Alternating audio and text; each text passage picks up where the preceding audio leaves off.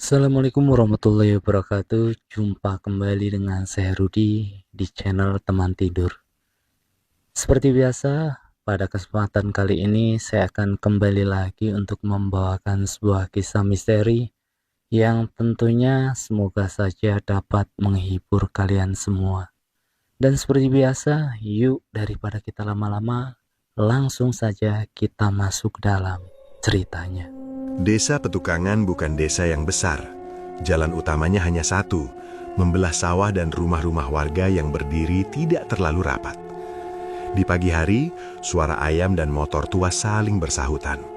Di sore hari, anak-anak berlari di jalan tanah sambil membawa layangan. Semua orang saling kenal, dan hampir semua kabar cepat menyebar tanpa perlu ditanyakan. Di desa itu, keluarga Jainal dikenal sebagai keluarga berada. Rumah mereka paling besar di RT tersebut. Halamannya luas, ada pagar besi tinggi, dan garasi berisi 2 mobil. Ayah Jainal, Pak Duki, punya usaha bahan bangunan yang cukup sukses.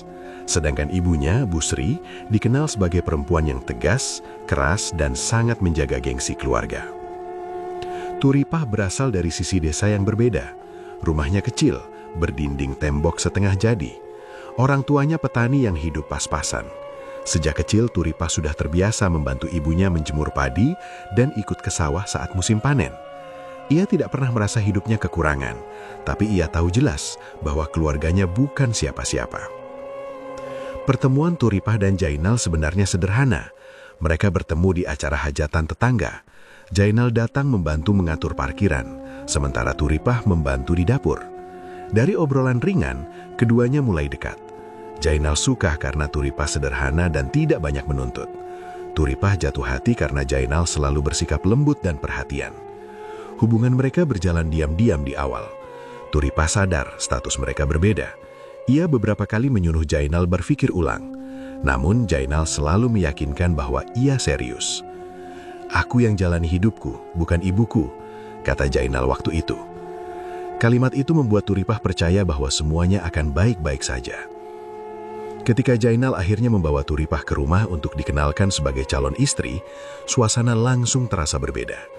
Bu Sri tidak pernah benar-benar tersenyum. Ia menyambut dengan sopan, tapi sorot matanya dingin. Pak Duki hanya mengangguk singkat dan lebih banyak diam. Pertemuan pertama itu berjalan kaku. Bu Sri menanyakan banyak hal, pekerjaan orang tua Turipah, pendidikan Turipah, bahkan menanyakan apakah Turipah punya saudara yang sukses di kota. Semua pertanyaan terasa seperti ujian, bukan percakapan biasa. Turipah menjawab jujur apa adanya. Ia tidak punya sesuatu yang bisa dibanggakan selain kerja keras orang tuanya. Saat ia pulang hari itu, ia merasa ada sesuatu yang tidak beres. Tapi Jainal tetap meyakinkan bahwa ibunya hanya butuh waktu. Beberapa bulan kemudian, Jainal tetap berkisras menikahi Turipah. Pernikahan akhirnya dilangsungkan secara sederhana. Tidak ada pesta besar di rumah keluarga Jainal. Acara hanya diadakan di rumah orang tua Turipah dengan tamu seadanya. Banyak warga yang mulai berbisik. Mereka tahu keluarga Jainal mampu mengadakan pesta besar, tapi kenyataannya tidak. Hal itu menjadi tanda jelas bahwa pernikahan tersebut tidak benar-benar direstui. Meski begitu, Turipah mencoba menenangkan dirinya. Baginya yang penting adalah kehidupan setelah menikah. Setelah resmi menjadi istri Jainal, Turipah pindah ke rumah mertuanya. Di hari pertama tinggal di sana, ia bangun paling pagi. Ia menyapu halaman, membantu di dapur, dan berusaha menunjukkan bahwa ia ingin menjadi menantu yang baik. Bu Sri memperhatikan semua itu, tapi tidak memberi pujian. Ia hanya berkata singkat, "Ya, memang sudah kewajiban." Hari-hari berikutnya berjalan canggung. Setiap pekerjaan rumah yang Turipah lakukan selalu ada komentar. Kadang tentang caranya memasak yang dianggap terlalu sederhana, kadang tentang caranya mencuci yang dianggap kurang bersih. Awalnya Turipah menganggap itu hal biasa. Ia berpikir mungkin semua ibu mertua memang seperti itu. Namun lama-lama komentar Bu Sri mulai berubah menjadi sindiran. Suatu sore saat ada tamu yang berkunjung, Bu Sri berkata dengan nada bercanda, "Ya, beginilah kalau menantu anak petani, masaknya juga ala kadarnya." Tamu itu tertawa kecil. Turipah ikut tersenyum, meski dadanya terasa sesak. Jainal mendengar, tapi hanya diam. Sejak saat itu, Turipah mulai sadar bahwa penerimaan yang ia harapkan mungkin tidak akan datang mudah. Meski begitu, Turipah tetap berusaha berpikir positif. Ia percaya jika ia sabar dan terus berbuat baik, hati mertuanya akan berubah. Ia ingin membuktikan bahwa dirinya pantas menjadi bagian keluarga itu. Malam hari, saat hanya berdua dengan Jainal, Turipah selalu menceritakan harapannya. Ia ingin rumah tangga mereka hangat.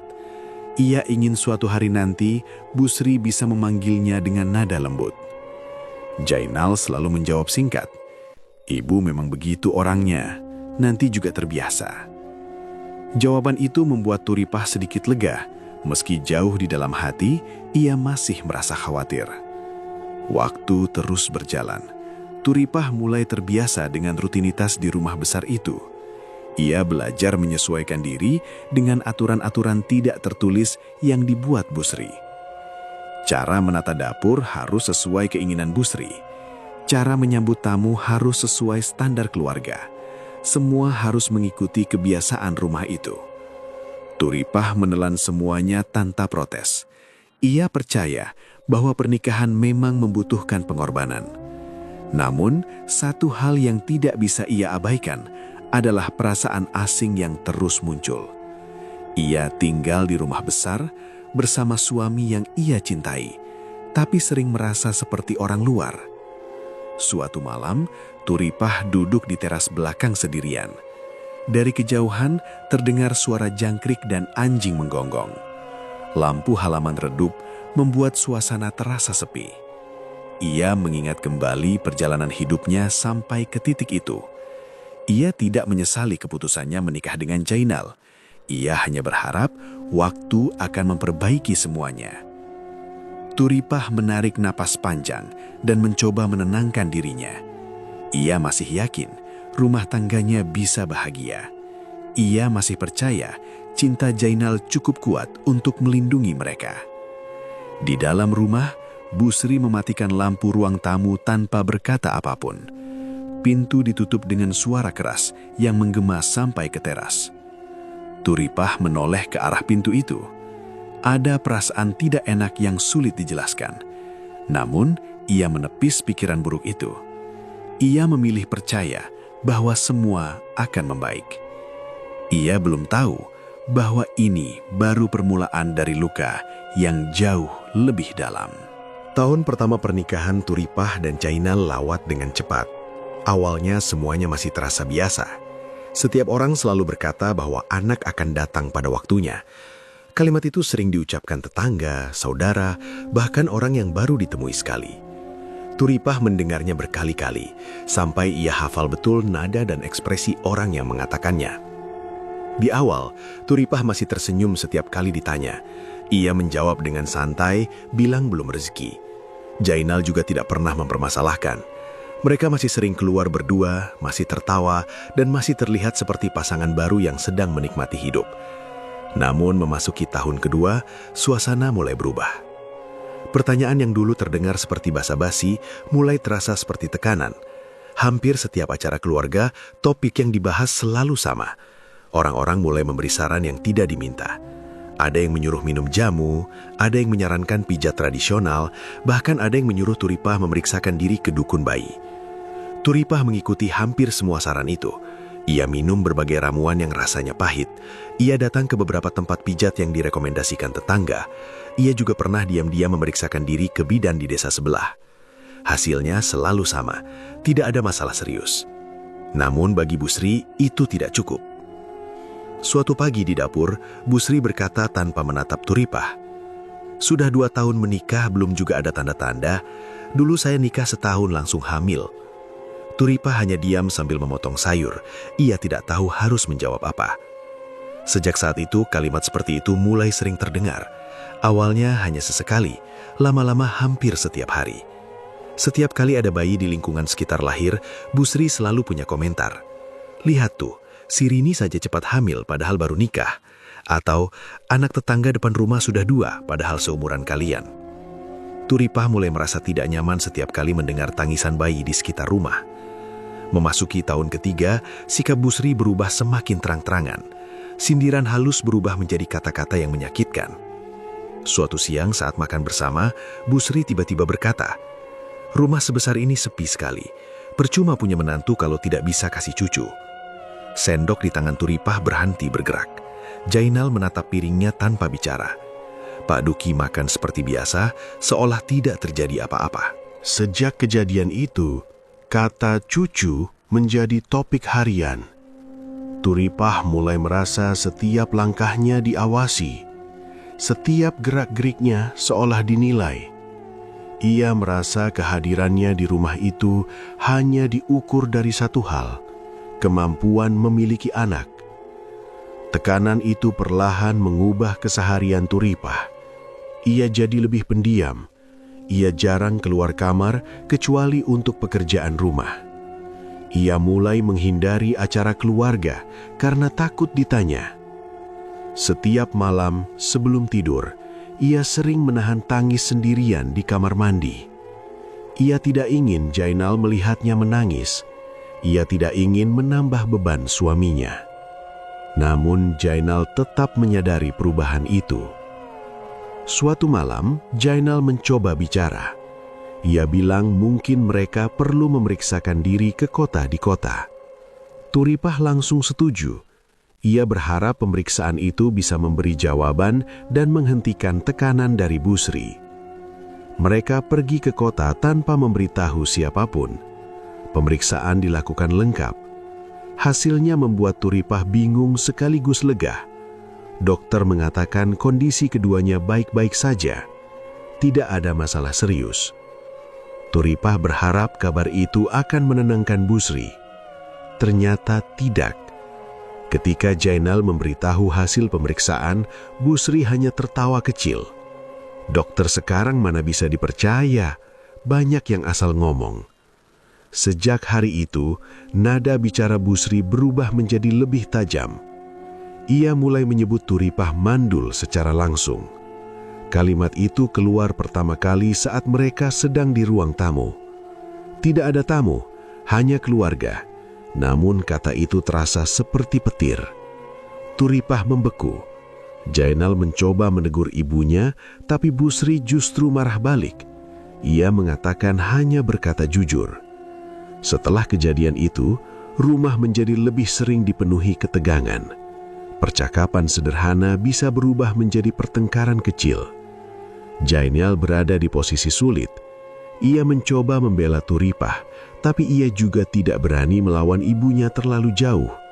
Setiap kali ia mencoba menenangkan situasi, Bu Sri selalu berkata bahwa ia hanya ingin yang terbaik untuk anaknya. Kalimat itu membuat Jainal terdiam. Turipah mulai merasa sendirian. Ia tinggal di rumah yang penuh orang, tapi tidak merasa punya tempat aman. Bahkan ruang tamu yang dulu terasa biasa, kini terasa seperti tempat yang menakutkan. Ia mulai berpikir bahwa kehadirannya di rumah itu tidak diinginkan. Suatu malam, Turipah mendengar Bu Sri berbicara dengan tetangga di ruang depan. Bu Sri tidak tahu Turipah ada di dapur. "Istri Jainal itu mandul," kata Bu Sri dengan suara jelas. "Saya sudah bilang dari awal, pernikahan itu tidak cocok." Kalimat itu menusuk lebih dalam dari apapun yang pernah Turipah dengar sebelumnya. Sejak malam itu, Turipah berhenti berharap bisa diterima. Hubungannya dengan Jainal juga mulai berubah. Jainal lebih sering pulang larut. Ia terlihat lelah setiap hari. Mereka masih berbicara, tapi tidak lagi seperti dulu. Banyak percakapan berakhir dengan diam. Turipah ingin bicara tentang perasaannya, tapi ia takut menambah beban. Ia memilih menyimpan semuanya sendiri. Hari-hari di rumah itu terasa semakin panjang. Setiap pagi terasa berat, setiap malam terasa sunyi. Turipah mulai menyadari bahwa pernikahannya tidak lagi sama. Ada jarak yang tumbuh perlahan antara dirinya dengan Jainal. Dan jarak itu semakin hari semakin sulit dijembatani. Memasuki tahun keempat pernikahan, suasana rumah tidak pernah benar-benar tenang. Ketegangan terasa seperti bagian dari rutinitas. Turipah mulai terbiasa mendengar suara pintu dibanting. Langkah kaki tergesa dan percakapan yang berhenti tiba-tiba saat ia muncul di ruangan. Jainal semakin jarang berada di rumah. Ia berangkat lebih pagi dan pulang semakin malam. Jika dulu ia masih sempat makan malam bersama, sekarang alasan lembur hampir menjadi kebiasaan. Turipah tidak tahu apakah itu benar atau hanya cara Jainal menghindari suasana rumah. Suatu malam, Turipah menunggu di ruang makan sampai hampir pukul 10. Makanan sudah dingin. Saat Jainal akhirnya pulang, ia langsung menuju kamar tanpa melihat meja makan. Turipah mengikuti dari belakang. "Mas, kamu belum makan?" Jainal menjawab singkat tanpa menoleh. "Sudah makan di luar." Kalimat itu sederhana, tapi membuat Turipah merasa semakin jauh. Percakapan mereka semakin pendek dari hari ke hari. Hal kecil mudah berubah menjadi pertengkaran. Kadang hanya karena nada bicara yang terdengar dingin, atau karena Jainal menjawab pertanyaan dengan singkat. Turipah mulai berani menyampaikan perasaannya. Ia bilang merasa sendirian. Ia bilang butuh dukungan. Namun setiap kali ia membuka pembicaraan serius, Jainal terlihat lelah dan tidak ingin membahasnya lama. "Jangan mulai lagi," kata Jainal suatu malam. "Aku capek kerja." Jawaban itu membuat Turipah berhenti bicara. Ia merasa setiap usahanya selalu datang di waktu yang salah. Di sisi lain, Busri tidak pernah berhenti menambah tekanan. Kali ini bukan hanya sindiran tentang cucu, ia mulai membawa topik yang lebih jauh. Suatu pagi saat sarapan, Busri berkata dengan santai, "Kemarin saya ketemu anak temanku, perempuan baik, kerja di bank, belum menikah." Jainal tidak langsung merespons. Turipah diam menatap piringnya. Busri melanjutkan, "Perempuan seperti itu cocok jadi istri, bisa bantu suami, bisa kasih cucu." Kalimat itu diucapkan seolah Turipah tidak ada di meja makan. Sejak hari itu, topik perempuan lain mulai sering muncul. Kadang disebut sebagai cerita biasa, kadang disamarkan sebagai candaan. Namun, maksudnya jelas. Turipah mencoba menahan diri. Ia tidak ingin memperkeruh suasana. Ia berharap Jainal akan menghentikan ibunya. Namun, Jainal hanya diam. Diam Jainal terasa lebih menyakitkan daripada kata-kata Busri. Beberapa minggu kemudian, pertengkaran besar terjadi untuk pertama kalinya. Malam itu, Turipah tidak bisa lagi menahan semuanya. "Aku ini istrimu, Mas. Kenapa kamu selalu diam kalau ibu bicara begitu?" Suara Turipah bergetar. Jainal terlihat kesal. "Kamu maunya apa? Aku harus melawan ibu setiap hari? Aku cuma mau kamu bela aku. Aku sudah capek di kantor, jangan tambah masalah di rumah." Percakapan itu berubah menjadi adu suara. Untuk pertama kalinya sejak menikah, mereka saling membentak. Pintu kamar ditutup keras malam itu. Sejak kejadian itu, hubungan mereka berubah drastis.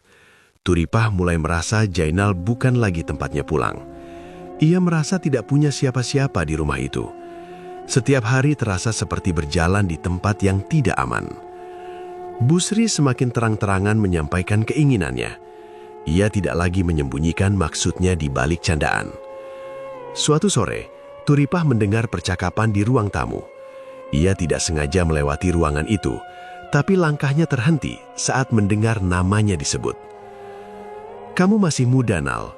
Hidupmu masih panjang," kata Busri. Tidak ada jawaban dari Jainal. "Kamu butuh keturunan. Itu penting." Turipah berdiri di balik dinding, tidak berani bergerak. "Kamu harus pikirkan masa depanmu." Kata-kata itu seperti palu yang memukul berulang kali. Malam itu Turipah tidak bisa tidur. Ia menatap langit-langit kamar sampai pagi. Ia mulai menyadari bahwa rumah tangganya berada di titik yang sangat rapuh. Hari-hari berikutnya semakin berat. Jainal semakin jarang berbicara. Jika Turipah mencoba mengajak bicara, Jainal menjawab seperlunya. Kadang hanya mengangguk atau menggeleng. Mereka tinggal dalam satu kamar, tapi terasa seperti dua orang asing. Turipah mulai kehilangan tempat bersandar. Ia tidak punya teman dekat untuk bercerita. Ia tidak ingin orang tuanya tahu keadaan sebenarnya karena tidak ingin membuat mereka khawatir. Ia menanggung semuanya sendiri. Suatu malam saat makan malam keluarga, Busri berkata dengan nada datar, "Saya tidak mau keluarga ini berhenti di kamu, Nal." Kalimat itu membuat suasana meja makan langsung hening. Jainal tidak membantah. Turipah merasakan sesuatu runtuh di dalam dirinya. Sejak saat itu, Turipah tidak lagi berharap keadaan akan membaik dengan sendirinya. Ia mulai merasa rumah tangganya berjalan menuju arah yang tidak bisa dihentikan. Dan ia tidak tahu bagaimana cara menyelamatkannya. Keputusan itu datang tanpa banyak pembicaraan panjang. Suatu pagi yang terasa biasa, Jainal pulang lebih cepat dari biasanya. Wajahnya terlihat tegang. Ia tidak langsung masuk kamar seperti biasa, melainkan duduk di ruang tamu menunggu Turipah keluar dari dapur. Turipah merasa ada sesuatu yang tidak beres. Cara Jainal duduk, cara ia menatap lantai, semuanya terasa berbeda. "Aku mau bicara," kata Jainal pelan. Turipah duduk di kursi seberang. Jantungnya berdetak lebih cepat. "Aku rasa kita sudah tidak bisa lanjut seperti ini." Kalimat itu sederhana, tapi cukup untuk membuat dunia Turipah terasa berhenti. Jainal bicara panjang tentang pertengkaran yang tidak sering terjadi, tentang tekanan dari keluarga, tentang masa depan. Tidak ada kata kasar, tidak ada suara tinggi, namun setiap kalimat terasa seperti pisau yang pelan-pelan menusuk. Turipah tidak langsung menjawab, ia hanya mendengarkan dengan tangan gemetar di pangkuan. Di akhir pembicaraan, Jainal berkata mereka akan berpisah baik-baik. Kata baik-baik terdengar aneh di telinga Turipah. Beberapa hari kemudian, Turipah diminta kembali ke rumah orang tuanya. Tidak ada drama besar, tidak ada tangisan keras, semua berjalan cepat dan dingin. Busri tidak banyak bicara saat Turipah pamit. Ia hanya berdiri di ruang tamu dengan wajah datar. Pak Duki juga tidak mengatakan apapun. Turipah meninggalkan rumah itu dengan satu koper dan perasaan kosong. Perjalanan menuju rumah orang tuanya terasa sangat panjang, meski jaraknya tidak jauh. Setiap rumah yang dilewati terasa seperti saksi bisu kegagalannya. Sesampainya di rumah, ibunya langsung memeluk tanpa banyak bertanya. Ayahnya hanya mengangguk pelan. Mereka tidak menuntut penjelasan. Sikap itu justru membuat Turipah semakin ingin menangis. Hari-hari pertama setelah kembali ke rumah terasa aneh. Turipah seperti kembali ke kehidupan lama, tapi dengan perasaan yang berbeda. Kamar yang dulu terasa nyaman, kini terasa sempit. Ia sering bangun pagi tanpa tahu harus melakukan apa. Rutinitas yang dulu mengisi harinya sudah hilang.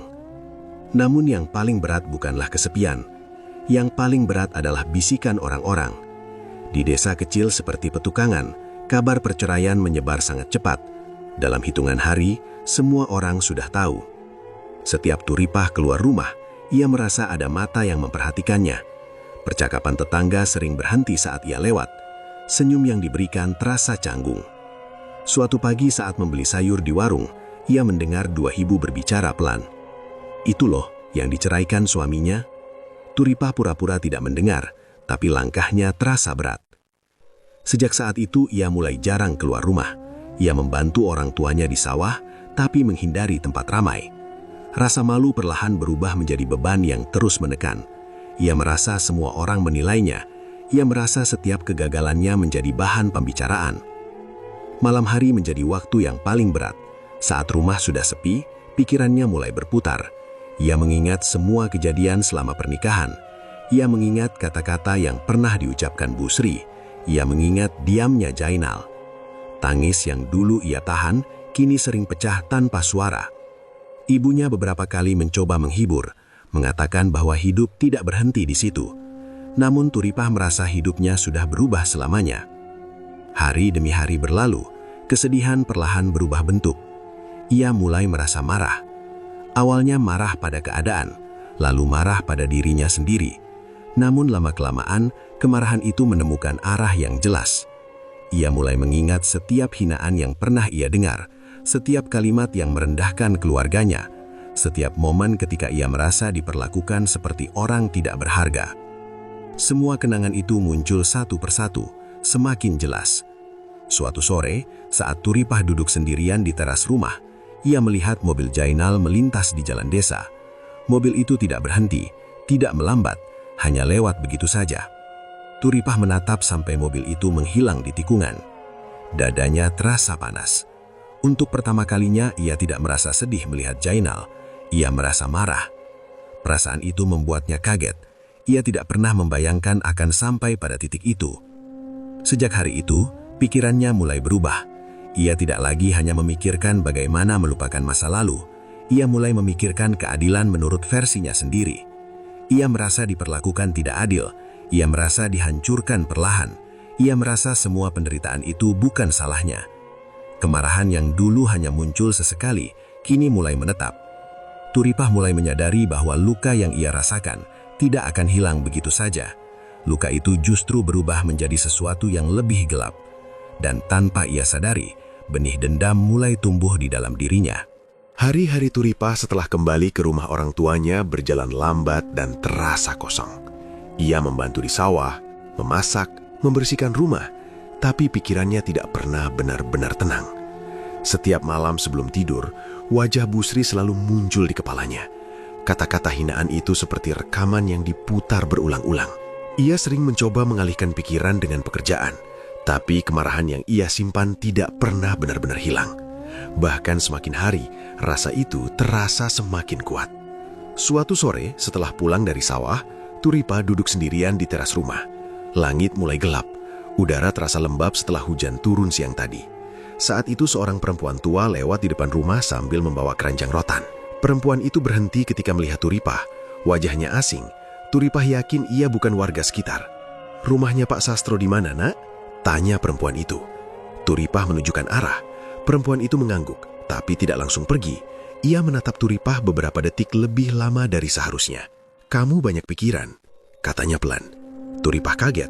Ia tidak merasa mengenal perempuan itu. Turipah hanya tersenyum kaku dan tidak menjawab. Perempuan itu akhirnya berjalan pergi. Namun kata-kata itu terus teringat sampai malam. Beberapa hari kemudian, Turipah bertemu lagi dengan perempuan yang sama di pasar desa. Kali ini perempuan itu menyapanya lebih dulu. Mereka berbicara sebentar. Dari obrolan ringan, Turipah tahu perempuan itu dipanggil Mbok Rini oleh warga sekitar. Mbok Rini bicara dengan cara yang tenang, seolah sudah lama mengenal Turipah. Ia tidak banyak bertanya, tapi beberapa kalimatnya terasa menembus perasaan Turipah. "Kamu pernah disakiti orang ya?" Pertanyaan itu membuat Turipah terdiam lama. Entah kenapa, untuk pertama kalinya, Turipah merasa ingin bercerita. Ia tidak menceritakan semuanya, tapi cukup untuk membuat Mbok Rini mengerti gambaran besar hidupnya. Mbok Rini mendengarkan tanpa menghakimi. Turipah merasa lega setiap pulang dari sana. Sejak pertemuan itu, Turipah beberapa kali datang ke rumah Mbok Rini. Rumah itu berada di ujung desa, agak jauh dari pemukiman. Tidak banyak orang yang lewat ke sana. Awalnya Turipah hanya datang untuk bercerita. Mbok Rini selalu mendengarkan tanpa menghakimi. Turipah merasa lega setiap pulang dari sana. Suatu malam, setelah mendengar cerita Turipah lebih banyak, Mbok Rini berkata, "Kalau kamu ingin hidup tenian, kamu harus berani mengambil kembali apa yang diambil dari kamu." Turipah tidak langsung mengerti maksudnya. Mbok Rini melanjutkan, "Ada cara untuk membalas orang yang menyakiti kamu." Turipah langsung merasa tidak nyaman. Ia tahu arah pembicaraan itu. Ia pulang malam itu dengan pikiran kacau. Ia mencoba melupakan kata-kata Mbok Rini. Ia mengatakan pada dirinya sendiri bahwa ia tidak akan melakukan hal seperti itu. Namun malam itu, ia tidak bisa tidur. Hari demi hari berlalu, dan Turipah terus memikirkan kemungkinan itu. Ia merasa bersalah hanya karena memikirkannya. Tapi di sisi lain, kemarahan dalam dirinya seperti terus mendorong. Pergulatan batin itu berlangsung lama. Ia mencoba meyakinkan dirinya untuk tetap hidup biasa. Namun setiap kali mengingat masa lalu, hatinya kembali panas. Akhirnya suatu sore, Turipah kembali datang ke rumah Mbok Rini. Kali ini ia tidak datang untuk bercerita. Ia datang untuk mendengarkan. Mbok Rini tidak terlihat terkejut, seolah ia sudah tahu Turipah akan kembali. Malam itu, Mbok Rini menjelaskan bahwa jalan yang akan dipilih Turipah bukan jalan biasa.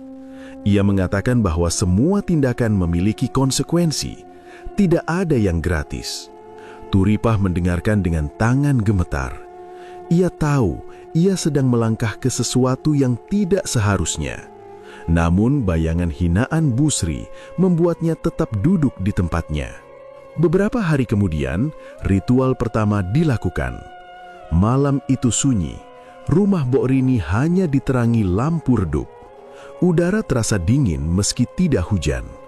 Turipah duduk di lantai dengan jantung berdebar kencang. Mbok Rini menyiapkan beberapa benda yang tidak Turipah kenal.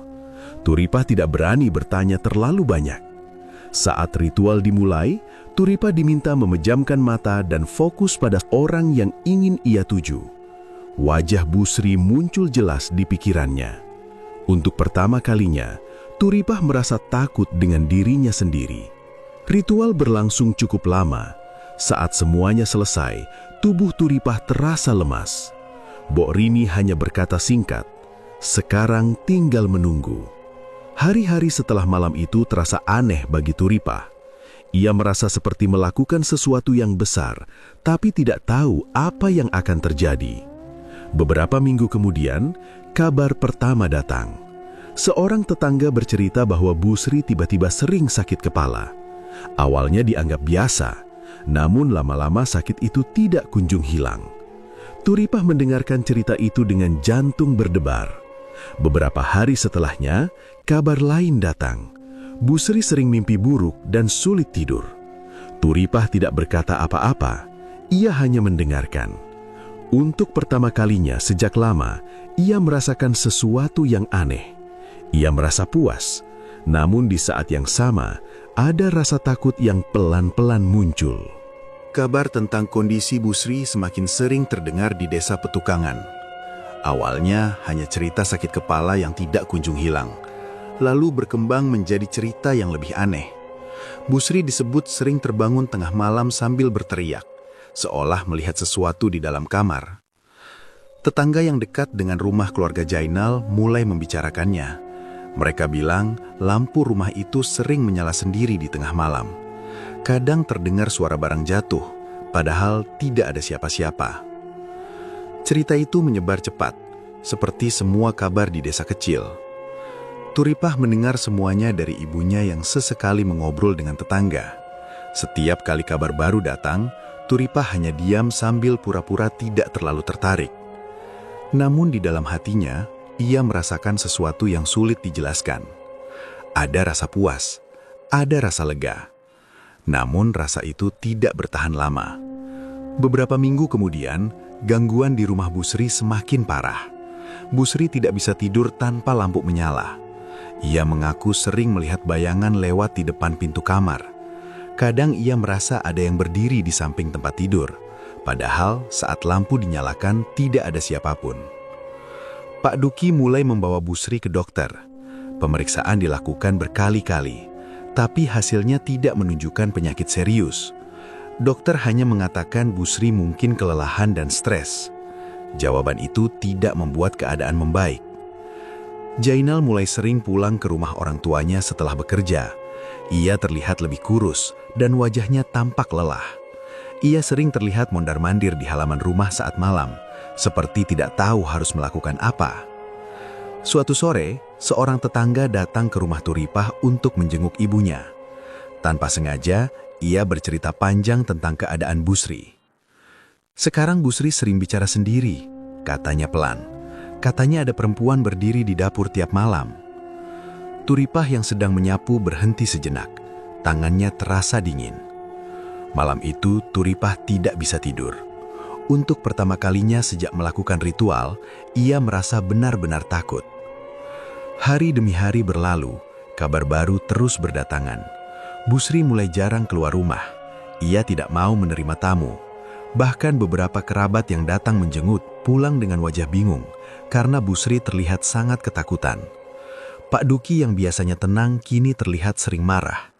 Ia pernah memarahi tukang listrik karena mengira lampu rumah rusak. Namun setelah diperiksa, tidak ada masalah apapun. Gangguan itu semakin sulit dijelaskan secara logika. Turipah mulai merasakan kepuasan itu berubah menjadi perasaan lain. Setiap kali mendengar kabar buruk, ia tidak lagi merasa senang sepenuhnya. Ia mulai memikirkan hal-hal yang sebelumnya tidak pernah ia pikirkan. Ia mulai bertanya-tanya sampai kapan semua ini akan berlangsung.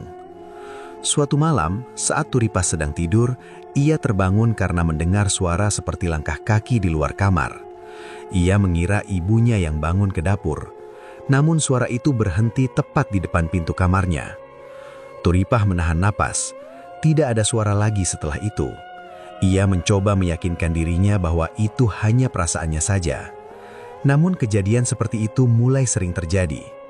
Kadang ia merasa seperti ada yang memperhatikannya saat sendirian di dapur. Kadang ia mendengar suara benda kecil bergeser di ruang tamu saat malam. Ia mulai sulit tidur nyenyak. Turipah mencoba mengabaikan semuanya. Ia mengatakan pada dirinya sendiri bahwa itu hanya rasa takut yang berlebihan. Namun suatu malam, saat ia bangun untuk minum, ia melihat pintu dapur terbuka sedikit. Padahal ia yakin pintu itu sudah dikunci. Sejak malam itu, rasa takut semakin nyata. Turipah mulai menyadari bahwa hidupnya tidak lagi terasa normal. Ia merasa seperti ada sesuatu yang ikut pulang bersamanya dari rumah Mbok Rini. Ia mencoba mengingat kembali kata-kata Mbok Rini tentang konsekuensi. Dulu ia menganggap itu hanya peringatan biasa. Sekarang kata-kata itu terdengar berbeda. Beberapa hari kemudian, ia kembali mendengar kabar terbaru tentang Busri. Kali ini lebih parah dari sebelumnya. Busri sempat pingsan di kamar mandi tanpa sebab jelas. Kabar itu membuat Turipah duduk lama di teras rumah. Ia tidak tahu harus merasa apa. Ia mendapatkan apa yang ia inginkan. Orang yang selama ini menyakitinya kini menderita. Namun hidupnya sendiri mulai terasa tidak tenang. Malam itu, Turipah duduk sendirian di kamar dengan lampu menyala. Ia merasa tidak berani mematikan lampu. Untuk pertama kalinya sejak semua ini bermula, ia berharap bisa kembali ke masa sebelum ia mengenal Mbok Rini. Namun, ia tahu semuanya sudah terlambat. Ia sudah melangkah terlalu jauh. Hari-hari Turipah tidak pernah kembali normal. Sejak malam ketika ia mulai merasa rumahnya tidak lagi aman, hidupnya berubah pelan-pelan menjadi penuh ketakutan. Ia tidak lagi bisa tidur tanpa lampu. Setiap suara kecil membuatnya terbangun. Awalnya, ia mencoba menganggap semuanya hanya perasaan bersalah. Ia berpikir mungkin pikirannya terlalu lelah. Namun kejadian demi kejadian membuatnya tidak bisa lagi menenangkan diri. Suatu malam, ia terbangun karena merasa kasurnya seperti ditekan dari sisi kaki. Turipah membuka mata perlahan. Tidak ada siapapun di kamar. Namun ia merasakan jelas beban itu, seperti ada seseorang duduk di ujung kasur. Turipah langsung menutup mata dan menarik selimut sampai ke kepala. Ia tidak berani bergerak, tubuhnya kaku sampai pagi. Sejak malam itu, kejadian aneh semakin sering muncul. Kadang ia mendengar suara napas di dekat telinganya saat hendak tidur. Kadang ia mencium bau tanah basah di dalam kamar. Ia mulai merasa seperti tidak pernah benar-benar sendirian. Turipah mencoba kembali ke rumah Mbok Rini. Ia ingin bertanya bagaimana menghentikan semua ini. Namun rumah itu kosong, pintu terkunci. Tetangga sekitar mengatakan Mbok Rini sudah pergi sejak beberapa minggu lalu tanpa pamit. Kabar itu membuat Turipah panik. Ia merasa sendirian menghadapi sesuatu yang tidak ia pahami. Malam-malam berikutnya menjadi semakin berat. Ia mulai sering terbangun karena mimpi buruk. Dalam mimpinya, ia melihat bayangan perempuan berdiri jauh di ujung jalan desa. Bayangan itu selalu mendekat perlahan, tapi Turipah selalu terbangun sebelum wajahnya terlihat jelas. Setiap kali bangun, jantungnya berdebar kencang. Ia mulai jarang makan, wajahnya terlihat pucat. Ibunya menyadari perubahan itu dan mencoba bertanya, tapi Turipah tidak pernah menjawab jujur. Ia takut dianggap gila. Suatu malam, saat listrik desa padam, ketakutan Turipah mencapai puncaknya. Rumah menjadi gelap total. Hanya suara jangkrik yang terdengar dari luar. Turipah duduk di kamar dengan lilin kecil di tangan. Bayangan api bergerak di dinding. Saat itulah ia melihat sesuatu yang membuat tubuhnya membeku. Di ujung lorong menuju dapur, ada sosok berdiri. Tidak bergerak, tidak mendekat, hanya berdiri dalam gelap. Turipah tidak bisa melihat wajahnya, tapi ia tahu itu bukan manusia. Perasaan itu muncul begitu saja tanpa perlu dijelaskan. Lilin di tangannya jatuh, api padam, rumah kembali gelap. Turipah menjerit memanggil ibunya. Malam itu menjadi titik di mana Turipah tidak bisa lagi menyangkal kenyataan. Sejak kejadian itu, ia sering melihat sosok yang sama. Kadang di halaman, kadang di dapur, kadang di ujung jalan saat ia pulang dari sawah. Sosok itu tidak pernah mendekat, namun kehadirannya cukup untuk membuat Turipah kehilangan ketenangan. Ia mulai menyesali semua keputusan yang pernah ia ambil. Ia teringat malam ritual itu. Ia teringat wajah Bu Sri yang ia bayangkan saat memejamkan mata. Semua terasa seperti kesalahan besar yang tidak bisa diperbaiki. Turipah mencoba berdoa lebih sering. Ia berharap semuanya bisa berhenti. Namun setiap malam, ketakutan itu tetap datang. Suatu pagi, kabar dari tetangga kembali datang. Kali ini tentang Bu Sri yang semakin parah. Ia sudah tidak mau keluar kamar. Ia sering berteriak tanpa sebab. Keluarga mulai membawa orang pintar untuk membantu. Turipah mendengar kabar itu dengan perasaan campur aduk. Ia tidak lagi merasa puas. Ia hanya merasa lelah dan takut. Beberapa hari kemudian, kejadian yang paling menakutkan terjadi. Malam itu, Turipah tertidur karena kelelahan. Sekitar tengah malam, ia terbangun karena merasa dipanggil. Suara itu pelan, seperti bisikan. Ia membuka mata dan melihat sesuatu berdiri di samping tempat tidurnya. Kali ini sangat dekat. Untuk pertama kalinya, Turipah melihat wajahnya. Wajah itu pucat, kosong, dengan mata gelap tanpa ekspresi. Turipah menjerit sekuat tenaga. Ibunya berlari masuk ke kamar, tapi sosok itu sudah tidak ada. Sejak malam itu, kondisi Turipah semakin memburuk. Ia sering melamun, ia sering bicara sendiri tanpa sadar. Tubuhnya semakin kurus karena sulit makan dan tidur. Orang tua Turipah mulai khawatir besar. Turipah akhirnya mengakui semuanya kepada ibunya. Ia menceritakan tentang pertemuannya dengan Mbok Rini, tentang ritual, tentang dendam yang ia simpan. Ibunya menangis mendengar cerita itu. Namun semua sudah terjadi. Hari-hari berikutnya terasa semakin berat. Turipah hidup dalam ketakutan yang tidak pernah hilang. Ia menyadari bahwa dendam tidak pernah benar-benar memberi ketenangan, hanya memperpanjang penderitaan. Ia mendapatkan apa yang ia inginkan, tapi kehilangan kedamaian hidupnya sendiri. Suatu malam, Turipah duduk di teras rumah sendirian. Wajahnya kosong. Ia menatap jalan desa yang sepi. Ia menyadari satu hal yang terlambat ia pahami. Dendam memang bisa dibalas, tapi harga yang harus dibayar jauh lebih mahal dari yang ia bayangkan. Beberapa bulan setelah semua kejadian itu, desa Petukangan kembali terlihat tenang dari luar. Aktivitas warga berjalan seperti biasa. Sawah kembali ramai saat pagi, dan warung-warung tetap dipenuhi obrolan ringan. Namun ada dua rumah yang selalu dibicarakan pelan oleh warga setiap kali namanya disebut. Rumah keluarga Bu Sri kini jarang terdengar suara. Tirai jendela hampir selalu tertutup. Tamu yang datang semakin sedikit. Orang-orang hanya tahu bahwa kesehatan Bu Sri tidak pernah benar-benar pulih seperti dulu. Keluarga mereka hidup lebih tertutup, seolah berusaha menjauh dari perhatian orang lain. Di sisi lain desa, Turipah masih tinggal bersama orang tuanya. Ia menjalani hari seperti biasa, membantu di rumah, pergi ke sawah, dan mencoba menjalani hidup dengan tenang. Namun ketenangan itu tidak pernah benar-benar kembali sepenuhnya. Malam masih menjadi waktu yang paling sulit baginya. Ia tidak lagi berani mematikan lampu saat tidur. Kadang ia terbangun karena mimpi buruk, kadang hanya karena rasa takut yang datang tanpa alasan jelas. Ia berusaha menjalani hidup dengan lebih banyak berdoa dan mendekatkan diri pada hal-hal baik, tetapi bayangan masa lalu tetap ada di pikirannya. Turipah akhirnya menyadari bahwa luka yang tidak pernah disembuhkan bisa berubah menjadi sesuatu yang jauh lebih besar dari yang ia bayangkan.